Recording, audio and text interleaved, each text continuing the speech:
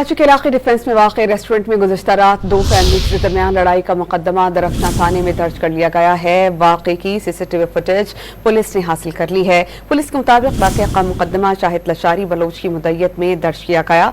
मुकदमे के मतन के मुताबिक मुद्दई बैंक में काम करता है और अपने अहल खाना के साथ रेस्टोरेंट में खाना खाने आया था। मुद्दई का कहना है कि उसकी साली ने बराबर वाली टेबल से कुर्सी अपनी तरफ की तो दूसरी फैमिली की खातून ने उसे धक्का दिया और मारपीट भी शुरू कर दी। सीसीटीवी फुटेज में देखा जा सकता है कि झगड़ा इब्तदाई तौर पर खातून का दूसरी खातून को कंधा टकराने पर शुरू हुआ।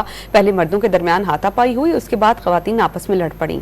मुकदमे के मतन के मुताबिक मुद्दई बैंक में काम करता है और अपने अहल खाना के साथ रेस्टोरेंट में खाना खाने आया था। मुद्दई का कहना है कि उसकी साली ने बराबर वाली टेबल से कुर्सी अपनी तरफ की तो दूसरी फैमिली की खातून ने उसे धक्का दिया और मारपीट भी शुरू कर दी। सीसीटीवी फुटेज में देखा जा सकता है कि झगड़ा इब्तदाई तौर पर खातून का दूसरी खातून को कंधा टकराने पर शुरू हुआ।